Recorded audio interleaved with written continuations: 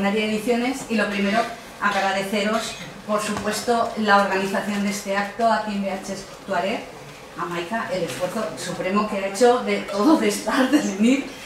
Y bueno, pues no es el primer libro para nada que le publico a Vi, ya creo que es el tercero.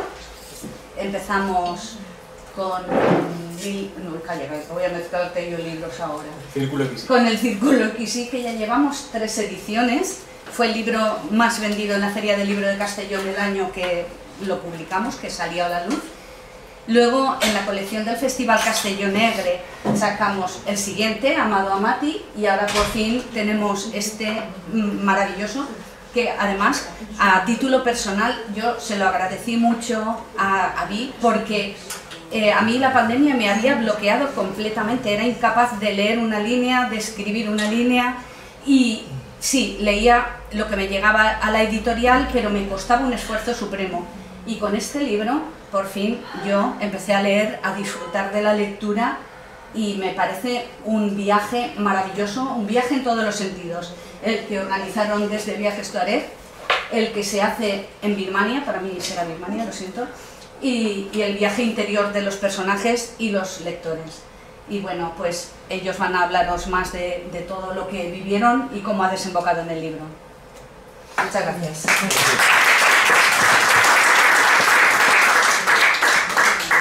Pues ahora me toca a mí. Bueno, soy Maika Navarro, periodista, y es verdad, como dice Jordi, que todo empezó aquí, concretamente en esa mesa que está ahí detrás, que me acerqué a verle para decirle que quería hacer un viaje, y como siempre no tenía muy claro dónde ir. Yo alguna ocasión había viajado haciendo el ejercicio de tener un mapa detrás, tirando una moneda y donde cayera, ir, y iba, no, cayeron 2 veces en sitios bastante aceptables. Y bueno, esta vez dice, no tiré moneda, vine a ver a Jordi y no sé, creo que me lo propusiste tú, Sí. Birmania. Hablábamos de Sudán, pero en ese momento estaba complicado, yo quería hacer el Congo, bueno, al final fue Birmania. Y es lo que tiene venir a Tuareg. Es lo que tiene venir a Tuareg. Y antes de seguir, lo que me gustaría contaros es que este libro y este acto tiene el sabor, y sobre todo este acto tiene que ser está presente entre nosotros su espíritu y su mirada y la huella que dejó en Vi, en mí y en 2 de las personas que están sentadas, en María Eugenia y en Enric, Isabel. Isabel es una de las compañeras de ese viaje a Birmania organizado por Tuareg. De pronto nos juntamos allí en noviembre de 2018, 6 personas éramos, ¿no? 6, creo que 6, que no nos conocíamos de nada, salvo el feliz matrimonio, que veo que persigue, eso está muy bien, persisten.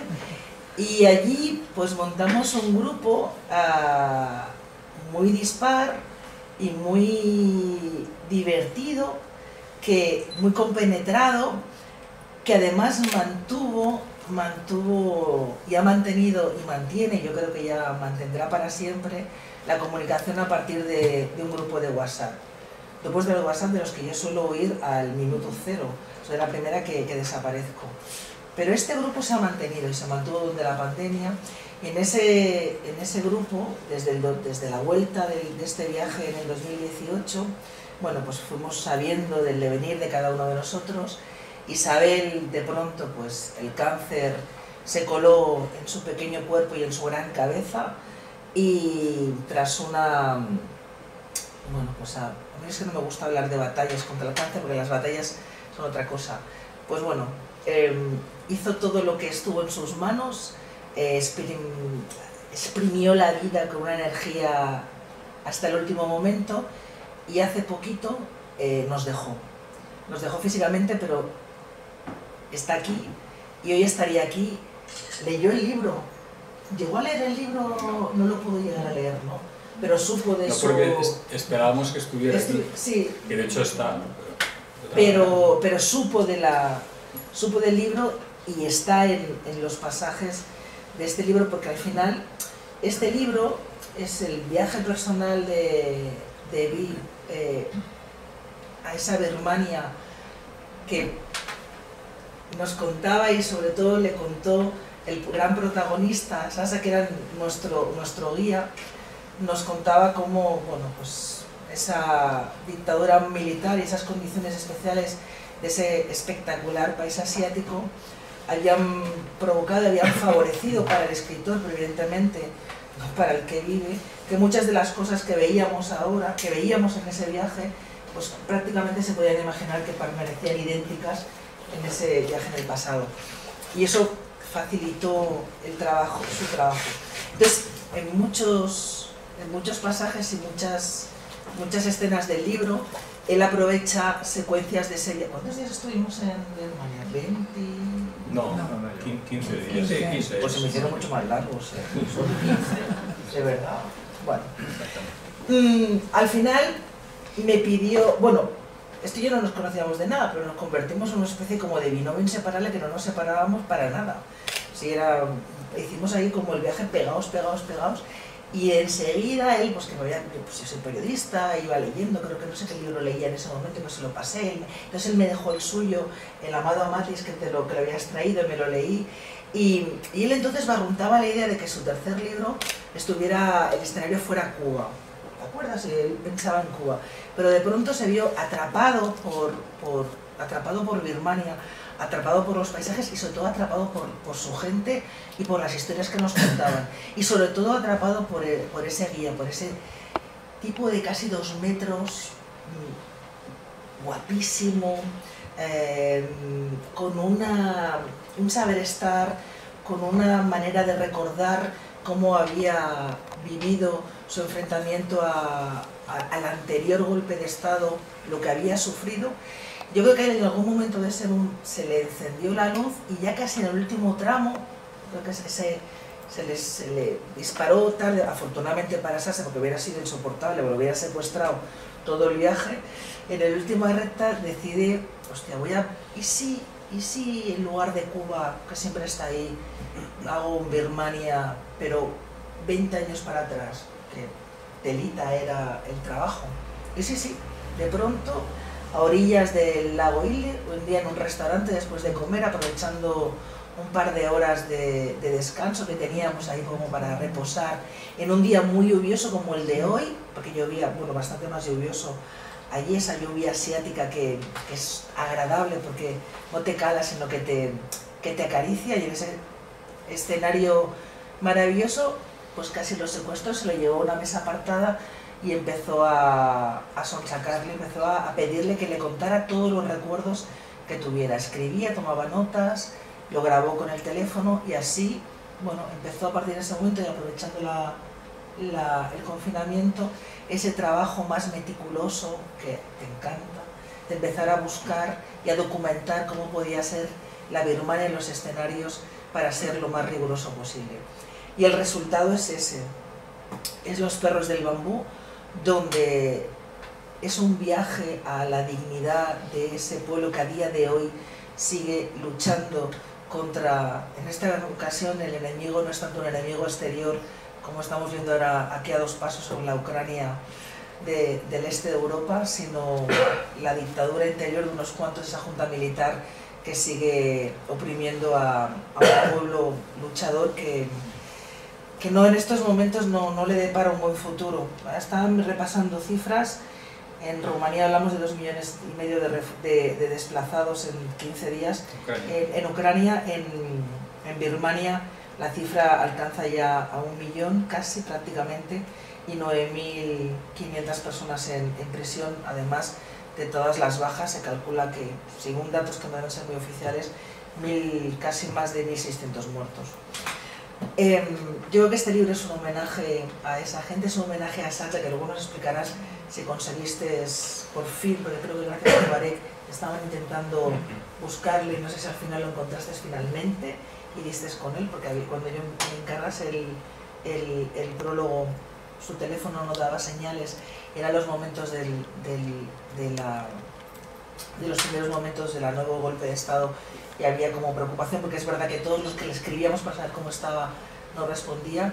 Y luego hay algo terrible que es doloroso y que duele, y yo creo que es lo que hace bueno el libro, es de la manera en que él describe pues, esos ladridos de esos perros que al protagonista le turban y al lector le llevan a un viaje a lo peor del sadismo del ser humano.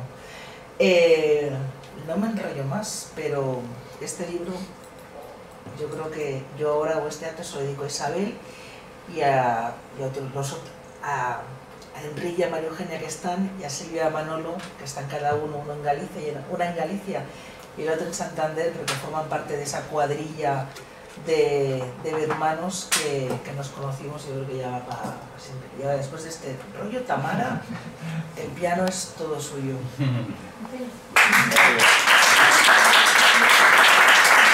Con vosotros hoy es una canción especialmente para ti, para celebrar este gran momento de tu libro y honrar el viaje, ¿no?, que todos hacemos, y para vuestra amiga que está aquí pero no está. Sí, dedico esta canción por ese momento, y luego voy a guiar ese viaje hacia el otro lado del mundo, donde voy a cantar en el idioma que se llama Maori, del origen de los maoris de Aotearoa, Nueva Zelanda. Y básicamente lo que quiere transmitir es en el mundo de los sueños sonamos de todo, pero cuando nos despertamos olvidamos los orígenes. Entonces, para redescubrir los orígenes, que creo que también este mensaje está en el libro también, ahí lo correcto.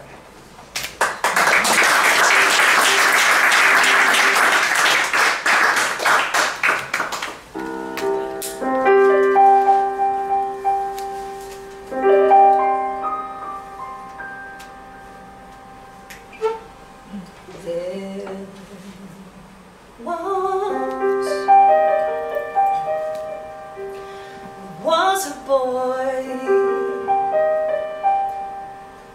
a very strange, enchanted boy. They say he traveled very far,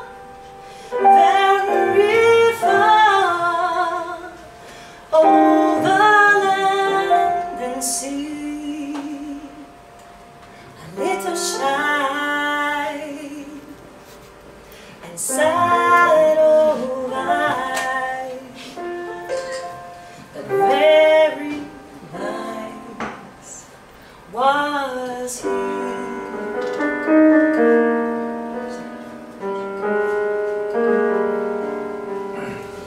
Then one day, one magic day, he came my way, and as we spoke of many things, fools and kings, this he said to me: the greatest thing you'll ever love is just to love and be loved.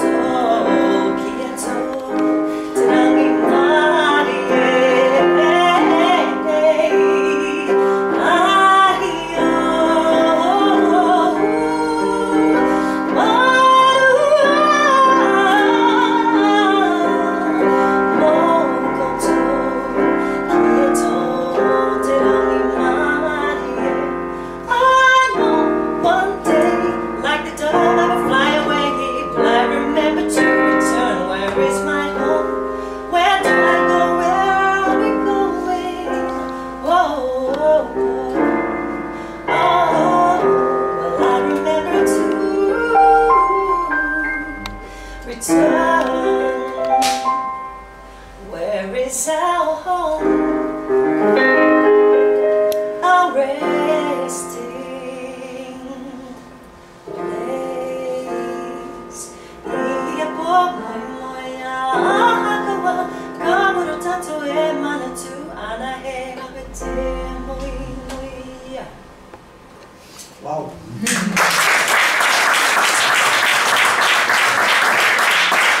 Vamos a dejarlas que las vean y si acaso algunas llaman la atención la comentamos. Son tuyas y de todos un poco, ¿no? Son algunas bastantes de Isabel, la compañera que nos dejó, y tuyas, mías, de Enrique, sí. De Silvia. Sí, de todo el mundo. La cara de felicidad que se le pone a uno cuando viaja, ¿verdad? Si te parece, en fin, yo no sé qué hacemos aquí, básicamente, deberíamos estar viajando, ¿verdad? ¿Cuándo fue la última vez que viajaste? Después de Birmania, ¿dónde más has ido? Bueno, claro, es que la pandemia... No, pero después de Birmania he estado en Tailandia, que también sale en la novela en es otro escenario importante. Sí, a Tailandia fui un poco adrede porque como la novela se desarrollaba en una parte grande en la frontera, porque el protagonista Soso tiene que huir del país y pasa a Tailandia. Y luego cuando 28 años después regresa al país porque quiere un poco sanar, se encuentra con el alma muy atormentada porque tuvo que dejar a su padre, etc. Y él quiere regresar a Birmania, pero como es un proscrito porque participó en las revueltas que hubo en Birmania en el año 88, pues tiene que volver a pasar desde Tailandia de forma clandestina, no tiene posibilidad de pasar de una manera oficial.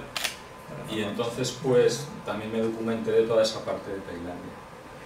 ¿Cuándo decides en qué momento del viaje a Birmania decides, o sea, este es el escenario y yo siempre dije Satya, tú Soso, yo Sasa, pero bueno, él no se entendía, hablamos del mismo.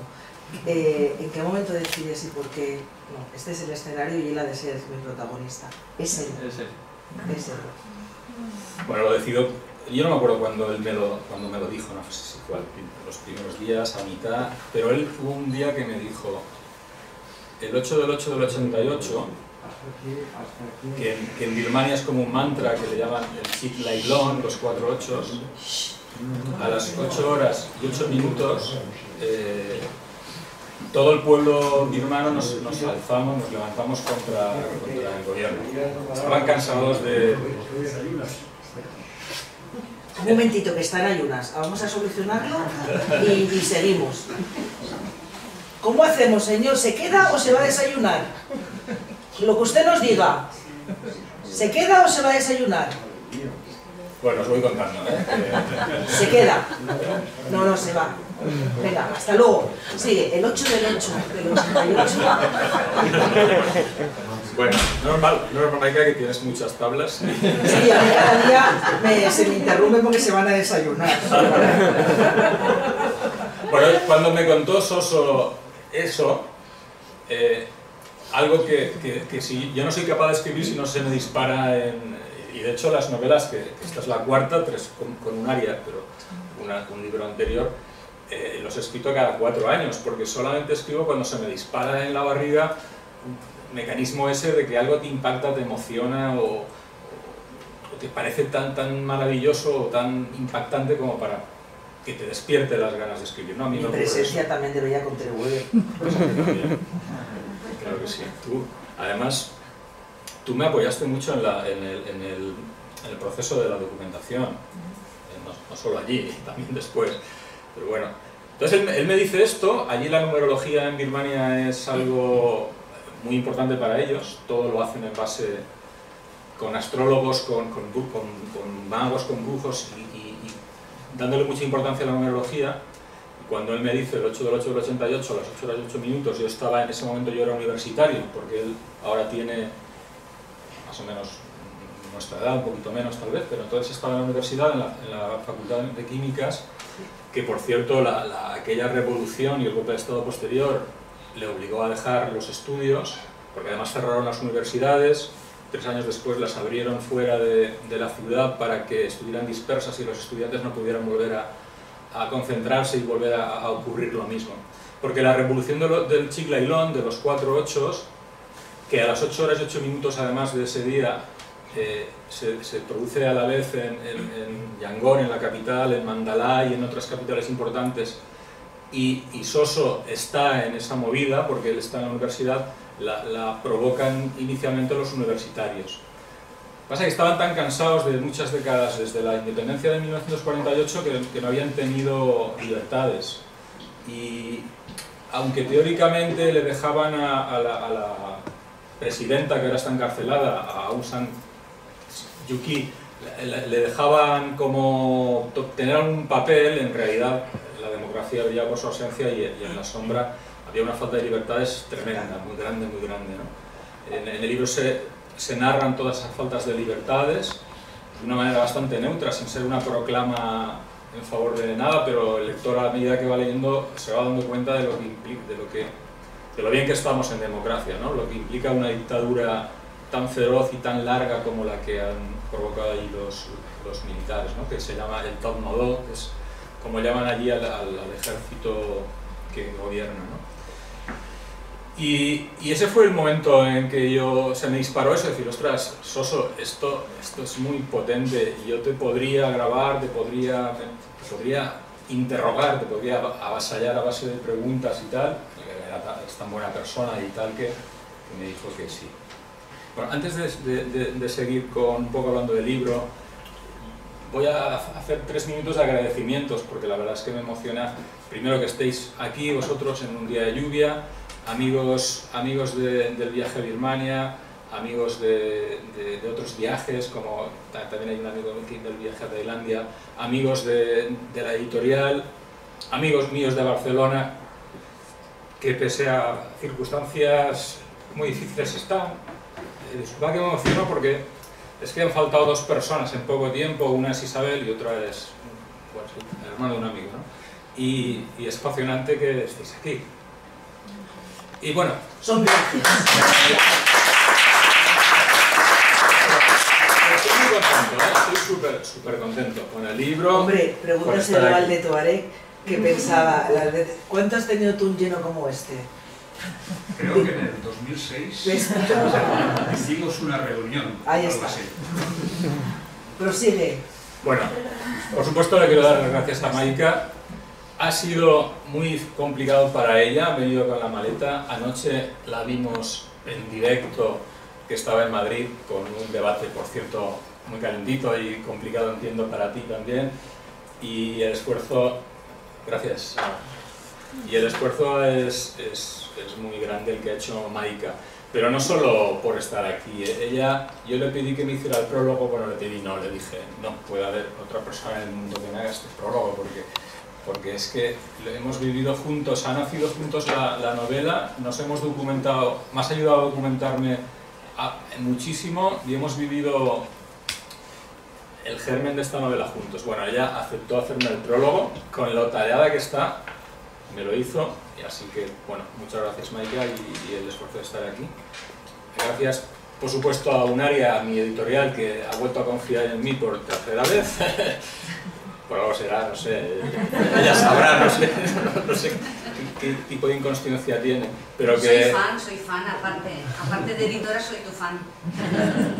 Pero que sí, además yo me siento como en casa en Unaria. También quiero agradecer a mi hermano, que es el que me ha hecho la portada. No he podido estar aquí por trabajo, pero el que me ha hecho el dibujo de la portada, que yo creo que habla muy bien de la esencia de la belleza de la gente birmana y de Birmania en general.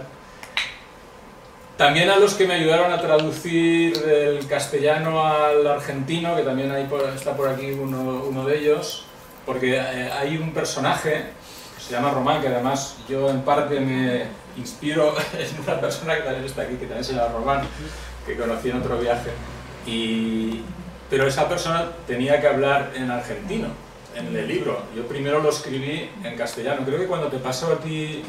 Todavía estaba en castellano y te decía, un argentino nunca diría esas cosas.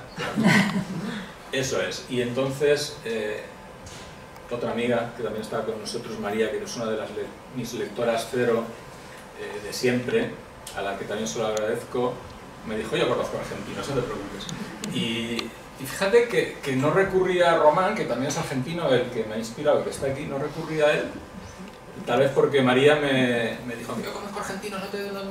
Y bueno, pues gracias también, porque al final ha quedado muy real y muy simpática la forma de hablar de Román, que es como el coprotagonista, es el personaje que se encuentra, es un periodista que se encuentra con Soso, cuando Soso regresa 28 años después del 88, es decir, en 2016, regresa de nuevo a Birmania para buscar a su padre, se encuentra a Román, que es un argentino, que es el personaje que da la parte más desenfadada, más divertida, más alocada tal vez de este binomio que hacen entre los dos para hacer el viaje hasta ver qué había ocurrido con el padre, que eso ya es algo que tenéis que descubrir en la... Una cosa, contaba que hay un momento en que pierdes la comunicación con Soso y coincide esa pérdida de comunicación, que él no responde, con el último golpe militar del 2021.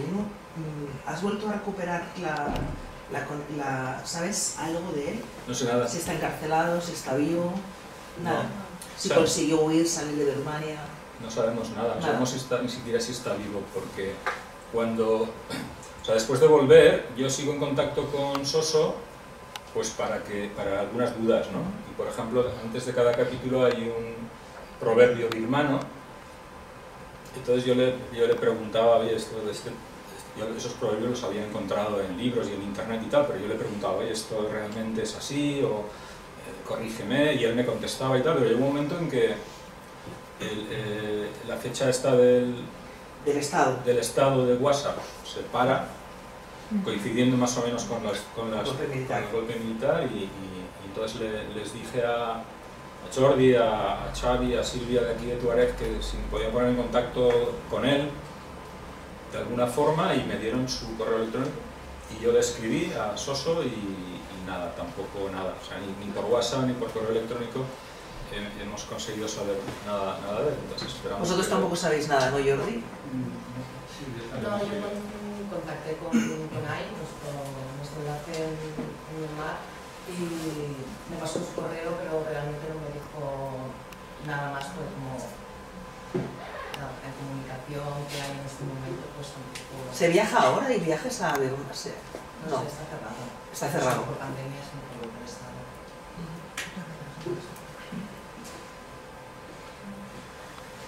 Pues bueno, esa es la situación ahora allí. Desgraciadamente, cuando llevaban una década de un poquito de apertura, aunque en las sombras seguían los militares, era así como que cuando ellos, o sea, tan cogidas con hilos tenían todavía ellos el gobierno del país, aunque cosméticamente de cara a la opinión pública y a la opinión internacional parecía como que se estaban abriendo a la democracia, que cuando ven que se les escapa de las manos el poder, porque realmente hay una apertura a la democracia bastante grande que nos permite a nosotros viajar. Además, fuimos en ese viaje, pues, según nos dijo Soso, a unos lugares colindantes con Tailandia, que es el estado de Kaya. Que se abrían prácticamente después de muchos años por primera vez. O sea, cuando nosotros llegamos, hacía mucho tiempo que eso estaba cerrado.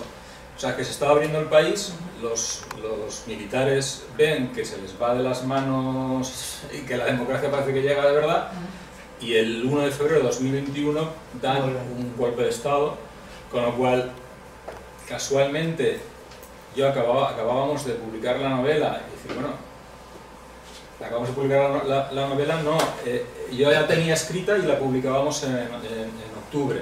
En febrero es el golpe de Estado, yo ya la tenía escrita, estaba en el horno para salir en octubre, y de momento ocurre esto, y se repite un poco lo del 8 del 8 del 88, porque la gente esta vez no se conforma con la dictadura. No, y salen a la calle. Salen a la calle otra vez, ¿no? De nuevo hay, como en aquel momento, una represión grande de esas movilizaciones. El ejército no sale a disparar al aire, sale a disparar, a matar, y empieza lo mismo. un montón de desaparecidos, un montón de refugiados, un montón de gente que se tiene que salir del país. Desplazados, campos de concentración. Torturados, campos de concentración. Hay una parte del libro, uno de los peores pasajes, de los más duros, es cuando, pues eso, cuando te detienes en el campo de concentración donde está el padre. Al principio coinciden los dos, él consigue huir y luego su obsesión en esos perros que escucha y el volver. ¿Toda esa parte del campo de concentración te la cuenta él o consigues documentarte y encuentras relatos anteriores, supervivientes, de cómo era aquello? Sí, esa no me la cuenta él. De hecho, Soso no sale, el Soso real no sale nunca de Birmania. El Soso real se queda allí aceptando a regañadientes, entiendo, porque él les llamaba a los generales, así como a la presidenta, que no la dejan ser presidenta. A la señora. Le llama a la señora, con mucho respeto a los generales, o sea, a los que mandan le llama a los generales, ¿no? Y él habla muy mal de los generales, pero con toda la diplomacia y la discreción que puede, que bebe por su trabajo como guía y que puede porque sigue habiendo una censura tremenda hasta el punto que se interviene en la correspondencia, se escuchan las llamadas de teléfono de la gente. Ahora mismo está volviendo a ocurrir que se hacen controles callejeros en los que se mira que la gente no tenga datos, no pueda tener el VPN, no puede tener internet. Y en aquel momento todavía peor, ¿no? O igual, no lo sé. Entonces, Soso no sale del país, se queda en esa situación, trabajando de guía. Por supuesto, no estaba de acuerdo con el régimen. Entonces, yo todo lo demás es novelado. O sea, yo me invento que él sale a Tailandia, en Tailandia conoce a una española y se casa y por eso acaba en España. Pero la parte del campo de concentración... En la campo de concentración... Yo sí que le pregunté muchas cosas, ya no recuerdo si algunas me las contó él, luego me tuve que documentar más de cómo eran los campos de concentración en Asia en general, ¿no? Camboya, eso sí que sabemos mucho. Claro, que son terribles. Y yo a él sí que le pregunto mucho sobre esas represiones, cómo fueron. Entonces él me cuenta que las radios que también estaban intervenidas solamente daban propaganda del Estado, de los generales. Ocultaban cualquier noticia mala, solamente salía, pues hemos hecho una presa no sé dónde, hemos conseguido acabar con el paludismo en el delta de Rangún, ¿no? Y todo lo que realmente ocurría de verdad no se decía en las noticias, y entonces yo le pregunto sobre todo eso, cómo lo vive él en el 88. Y otra de las cosas que a mí me llama la atención de este libro, y es que cuando uno visita Birmania, y no sé si todos los presentes habéis tenido la suerte de visitar este fascinante país, creo que es inimaginable pensar la cantidad de budas que te puedes llegar a encontrar. O sea, budas, o sea, es uno tras otro, y uno tras otro.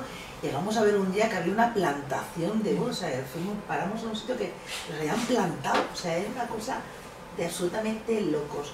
Y en cambio, budas, evidentemente toda la parte obligada y además súper agradable de colarte casi en los monasterios donde residen los budistas y los monjes y demás. Entonces es un país profundamente budista y es presente toda la zona de las pagodas y tal. Pero en cambio eso pasa, no es, o sea, la presencia en el libro es aleatoria, no es circunstancial, y eso en el fondo a mí me ha gustado porque es como, pues sería lo fácil, ¿no? Sería lo fácil.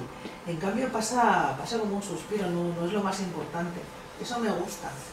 Bueno, sí, Birmania es el país con más imágenes de Buda del mundo. ¿Te acuerdas la plantación? Sí. ¿Os acordáis, no? En una plantación era una extensión enorme, como el que planta aquí olivos. Pues ahí plantaban budas, pero uno detrás de otro, alineados, solo faltaba yo regarlo y además les ponían una sombrilla para el sol y para la lluvia. Una montaña entera era. Pero así en línea recta y alucinante. Y también fuimos a un templo, si os acordáis, que todo el templo, todas las paredes del templo estaban llenas de casillas con budas. Todo el templo, budas grandes también por el centro, por las esquinas, pero luego todas las paredes de un templo grande, O sea, era el templo con más Budas del mundo, y el país, como comento, es el país con más imágenes de Buda. Son muy budistas. Allí se practica el budismo Theravada, que es un budismo que hace un sincretismo muy grande con la religión pre-budista, con los animistas que había antes de los Budas. Entonces allí tienen mucha importancia los Nats. Los Nats sí que los menciono mucho, sí, porque además les sirve a ellos como un código un código del comité subversivo, sí, que ellos montan para saber cuándo hay reunión, cuándo no hay reunión. Los Nats son genios del bosque, mágicos, que para ellos son muy importantes, y tienen altares en sus casas, aparte de que están en las pagodas, en los templos. Tienen altares en su casa con los Nats preferidos que tienen, ¿no? Entonces ese budismo Theravada para ellos es muy importante, es la religión predominante de la etnia predominante, que son los Bamares, pero también allí hay muchas otras etnias, como 125 etnias más, que son minoritarias y que están perseguidas, castigadas. Hay una xenofobia contra ellos tremenda, y ahora mismo están habiendo poblados que queman a la gente y a los niños vivos. Eso ahora, en este golpe de estado de ahora, porque en el golpe de estado de ahora, que antes nos acabo de decir, la gente no lo ha aceptado. Entonces lo que han entrado es en una guerra civil de guerrillas localizada por zonas, y en la zona de Loicao ha sido bombardeada, que es la capital del estado de Callao, que nosotros estuvimos, y bueno, que está muy mal. Y allí hay zonas de cristianos, porque fueron colonizadas por los ingleses. Entonces hay cristianos, que no son católicos, pero son cristianos, y también hay hindúes y musulmanes. Hay un poco de todo, pero sobre todo hay budismo. Yo no me quiero, en la novela como tú dices, no me entretengo en el tema del budismo, pero sí que hay una presencia continua del budismo, sobre todo de la devoción que le tiene Soso a uno de los Nats. Uno de los Nats, ahora no me acuerdo cómo se llama, es un nombre birmano difícil, que le tiene una devoción. Es un Nat que lleva un cuchillo en la mano, ¿no? Ese Nat en la novela va a tener una importancia al final. Yo no sé si queréis hacerle alguna pregunta al protagonista de la mañana. Venga. Muchas gracias a Torev por la amabilidad de dejarnos el local, y bueno, porque la novela nació un poco con su proyecto. Y de nuevo ya me despido de vosotros, y muchas gracias por venir, ha sido un placer. Y con Tamara os dejo, que es una enorme artista y enorme amiga.